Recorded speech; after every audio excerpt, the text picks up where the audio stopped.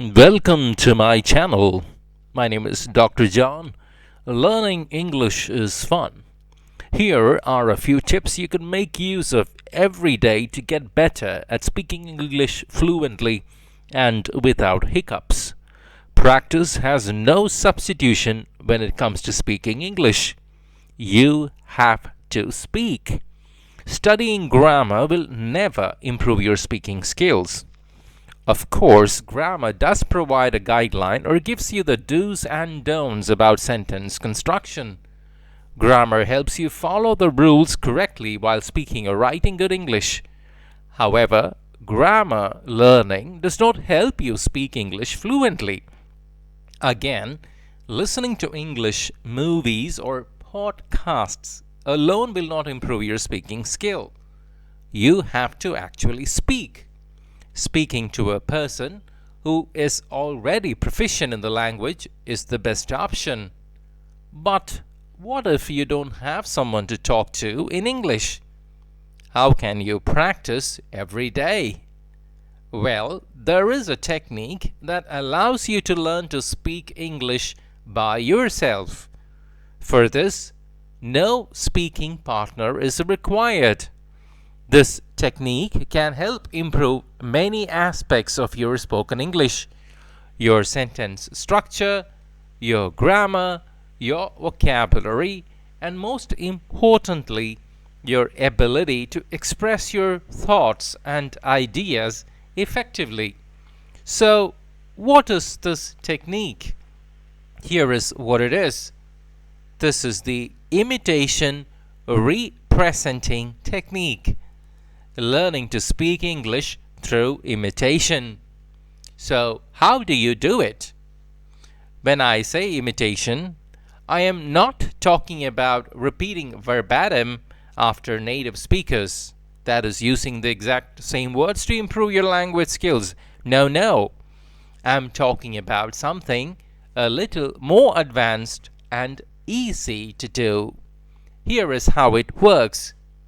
You first listen to a conversation, a story, an article, or some kind of speech. You then try to deliver or represent that speech. It's called representing in your own words. You might have to use third-person language, which would slightly rephrase it. Let's see how this technique works. You hear, "When I was a child." You imitate and represent what you heard by saying, "when he was a child." You see the third person's usage replacing I with he. Next is you hear. "My parents like to pretend like many other parents." You imitate and represent what you heard by saying, "his parents liked to pretend like many other parents." Here, my is replaced by the word his. You hear, "So, when my siblings and I would wake up on Christmas morning." You represent by saying, "So, when he and his siblings would wake up on Christmas morning." That's how it works. But that's just one way to do it. There are other ways too. For example, instead of imitating small portions of speech like phrases and short sentences, you can imitate larger portions of a speech or an article. So, in this case, you wait until the speaker completes a thought or an idea and then pause and try to express that idea yourself. Another approach is to simply listen to the whole speech and then try to deliver that entire speech yourself. That means there are several ways to go about it. But what I personally recommend is to combine them together, and I call it the easy to hard imitation. easy to hard imitation is based on the concept of progressive training. Some people call it progressive learning.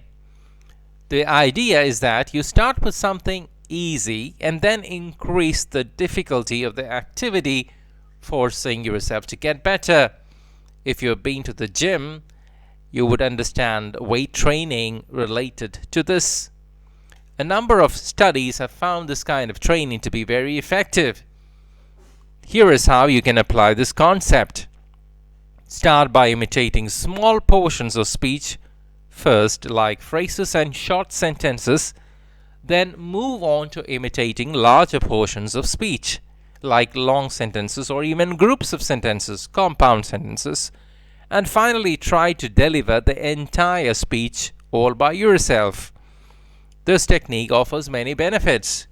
You get to listen and imitate correct English, which helps you to learn to form sentences properly. You could even record this and hear it for you yourself to get a feedback, or even have somebody else listen to the recorded version and give you an honest remark about your recording. You get to learn idioms, expressions, and other speaking patterns that are used in day-to-day conversations. You get to learn grammar in this manner. When you imitate other people, you are learning grammar through a process called implicit or passive learning. This is the process where the learning happens without your awareness. This is the same way how babies and children learn the grammar rules of their first language, especially when it comes to native speakers. In psychology, this is a type of conditioning. When you imitate, you don't think about grammar or about making mistakes. You're not trying to understand why the present perfect tense is used in this situation or in another context. Instead, you're focused on communication, on understanding and expressing ideas. You're still learning grammar, but you're not aware that it's actually happening. This is one of the proper ways to learn grammar too. Alright then, that concludes this video. Let me know if you require a speaking partner to learn English every day, or you have any questions while you progress in this manner, learning to speak fluent English. Alright, bye for now. Happy learning!